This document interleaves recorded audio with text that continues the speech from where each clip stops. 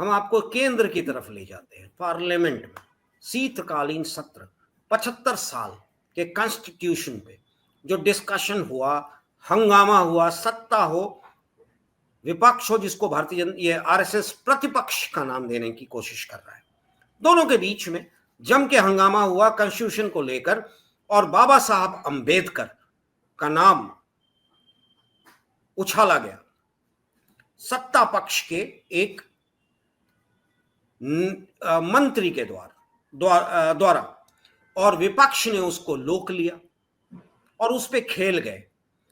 विपक्ष ने पार्लियामेंट में जो हंगामा करना था वो तो किया ही, आज की तारीख में राज्यों में भी आंदोलित हो रहे हैं। पर मेरा आपसे पूछना है कि क्यों वो महाराष्ट्र के नायक शिवाजी, ज्योतिबा फुले, बाबा साहब अंबेडकर के नाम पे महाराष्ट्र हमेशा राजनीति में अग्रसर रहा है। पर यह कॉन्स्टिट्यूशन और कॉन्स्टिट्यूएंट असेंबली जो गठन हुआ था उसके अध्यक्ष थे डॉक्टर राजेंद्र प्रसाद, पहले राष्ट्रपति इस देश के। कांग्रेस ने उनको भी दरकिनार कर दिया। आज की तारीख में दिल्ली में उनका समाधि स्थल नहीं दिखता, बांसघाट पटना में है, जबकि पहले राष्ट्रपति, कॉन्स्टिट्यूशन के निर्माता, ड्राफ्टिंग कमेटी के चेयरपर्सन बाबा साहब अंबेडकर, उनका भी समाधि स्थल बॉम्बे में चैत्य भूमि के नाम से। क्या दिल्ली में इतने बड़े नेताओं को, जो पहले राष्ट्रपति हुआ करते थे, जिन्होंने कॉन्स्टिट्यूशन का निर्माण किया, जिनको निर्माता कहते हैं, और आज की तारीख में आप उन्हीं पे राजनीति करने की कोशिश कर रहे हैं, आप उनको एक जगह नहीं दे सके दिल्ली में? नेहरू परिवार, नेहरू की बात करें, जवाहरलाल नेहरू की बात करें, इंदिरा गांधी की बात करें, राजीव गांधी की बात करें, संजय गांधी की बात करें, सबके समाधि स्थल दिल्ली में हैं। क्या बाबा साहब अंबेडकर को जगह नहीं मिल सका दिल्ली में? या राजेंद्र प्रसाद कॉन्स्टिट्यूएंट असेंबली के अध्यक्ष को भी प्रथम राष्ट्रपति को जगह नहीं दिया गया, और आप उस पर राजनीति कर रहे हो? ये कहां तक राजनीतिक मुद्दा है, या लोगों को, जो हम कहते हैं ना शुद्ध हिंदी में, बरगलाने की कोशिश है राजनीतिक हथकंडे से? जी सुभाष जी।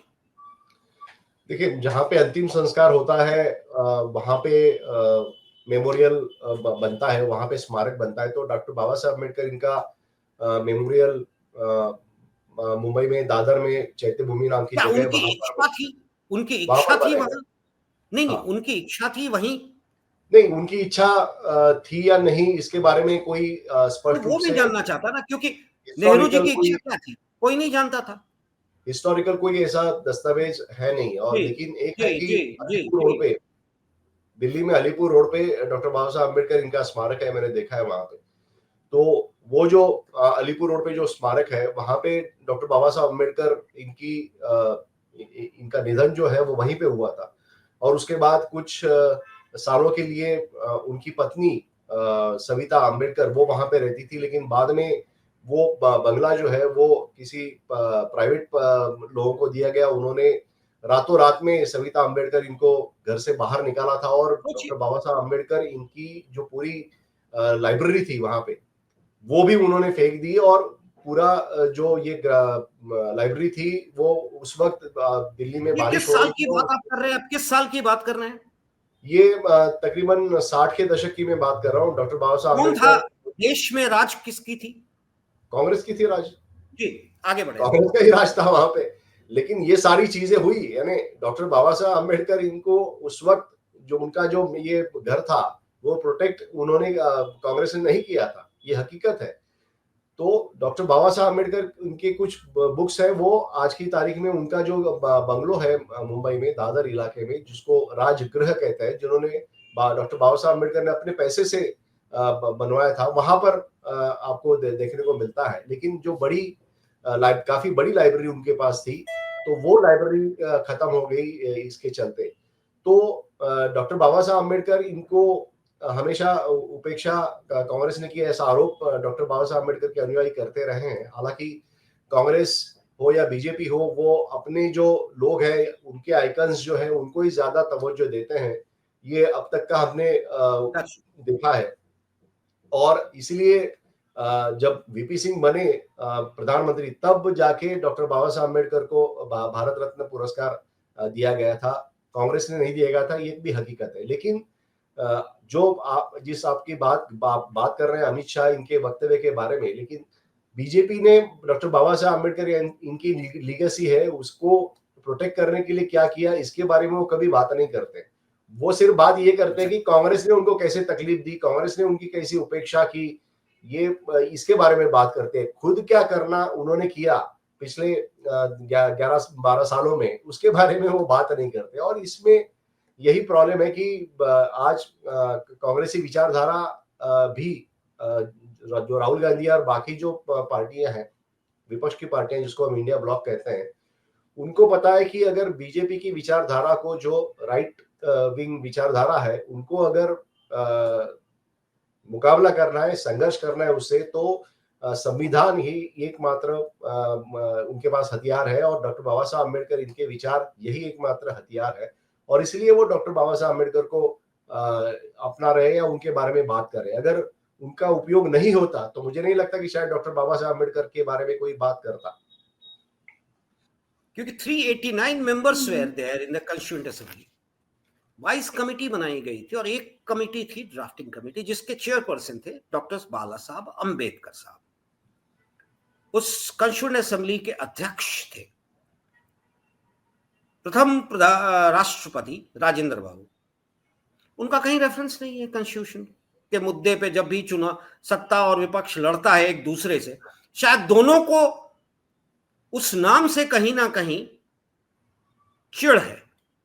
बाबा साहब की बात तो आ जाती है क्योंकि रिजर्वेशन और वो सब जब मुद्दे उठ जाते हैं, कांग्रेस खड़ा हो जाता है। ऐसा क्यों है? इस देश में अगर इतिहास की बात होती है तो हम उन नामों को भूल जाते हैं जिन्होंने इस देश को बनाया। बाबा साहब हों, डॉक्टर राजेंद्र प्रसाद हों, बहादुर शास्त्री हों, कुछ नामों को लेके चलते हैं, जैसे कि नेहरू, इंदिरा हैं, कुछ नाम ऐसे ही। जी सुभाष जी। देखिए, एक तो राजनीति में आपका नाम आगे करने के लिए, एक तो आपके, हाँ आवाज आ रही है मुझे, मेरी आवाज आपको आ रही है? जी जी एकदम। राजनीति में अगर विरासत आगे जाने के लिए, एक तो आपके पास कास्ट आपकी बड़ी होनी चाहिए, या फिर महत्वपूर्ण, राजनीतिक रूप से महत्वपूर्ण होनी चाहिए। और दूसरा, आपके कोई वारिस इतने बड़े होने चाहिए जो राजनीतिक परिप्रेक्ष्य में उनका उपयोग हो। तो डॉक्टर राजेंद्र प्रसाद, इनके बारे में ऐसा कुछ भी नहीं था, इसलिए उनकी विरासत आगे ले जाने के लिए कोई सामने नहीं आया, आगे नहीं आया। और यही कारण है कि डॉक्टर राजेंद्र प्रसाद, इनको भुला लिया गया। हालांकि नेहरू जी थे, उनके पास उनकी विरासत चलती आ रही है गांधी परिवार के जरिए। महात्मा गांधी, इनके जो बाकी वंशज है, उन्होंने अपनी तरफ से उन्होंने अपना महात्मा गांधी, इनका नाम आगे रखा। और अभी तक गांधी जी को देश भूल गया, उनके परिवार को। हाँ, लेकिन अभी भी तुषार गांधी है, वो नेशनल और इंटरनेशनल लेवल पे है, बातें करते रहते हैं और उनको तवज्जो भी दिया जाता है। महात्मा गांधी, इनका काम ही इतना बड़ा है कि वो कोई भूल नहीं सकता। और हम विदेश में जब भी जाते हैं तो गांधी जी के, भारत यानी गांधी जी, यही बातें होती रहती हैं। तो गांधी जी, इन्होंने जो अपने जीवन में काम करके रखा है, वो शायद उन्होंने एक अच्छा काम किया कि फिरोज को अपना नाम दे दिया, टाइटल। ये भी हो सकता है, ये भी हो सकता है कि गांधी परिवार, हाँ, गांधी परिवार का हो सकता, नहीं तो नेहरू परिवार भी आगे जा सकता था। हालांकि वो नाम जो है वो गांधी, फिरोज गांधी के कारण बाकी गांधी परिवार रहा है। लेकिन ये एक सच्चाई है इस देश की, इस राजनीति की, क्योंकि हमारे महाराष्ट्र में मारुतराव कन्नमवार नाम के कोई मुख्यमंत्री थे। इसके बारे में कोई जानता नहीं होगा, आज की पीढ़ी को पता नहीं होगा, लेकिन वो मुख्यमंत्री थे। लेकिन उनकी कोई राजनीतिक विरासत नहीं है, उनका कोई वंशज इतने बड़े नहीं हुए राजनीति में कि वो उनके नाम का कोई स्मारक वो ये क्रिएट कर पाए। तो ये सारी चीजें हैं। तो इसलिए हम देखते हैं कि राजेंद्र प्रसाद, इनको आसानी से इस देश भुला दिया देश ने, लेकिन डॉक्टर बाबा साहब अम्बेडकर, इनकी विरासत अभी भी मजबूत है। चलिए, अच्छा लगा आपसे बात करके। Let's not get into the blame game, क्योंकि जो भी मैं सवाल आपसे कर रहा था वो आम जनता की बात जो मेरे तक पहुंचती है, मैं उन्हीं को अपने गेस्ट्स के सामने डालता हूं और रिएक्शंस के लिए, फीडबैक के लिए। जी, अच्छा लगा आपसे बात करके। Let's not get into the blame game. उम्मीद करें कि देश में कुछ बेहतर हो। जी, नमस्कार। नमस्कार। और आप हमसे जुड़े रहने के लिए सब्सक्राइब करें YouTube पर, फॉलो करें Twitter पर और लाइक करें Facebook पर। और ज्यादा जानकारी के लिए आपको टाइप करना होगा सिर्फ न्यूज नशा।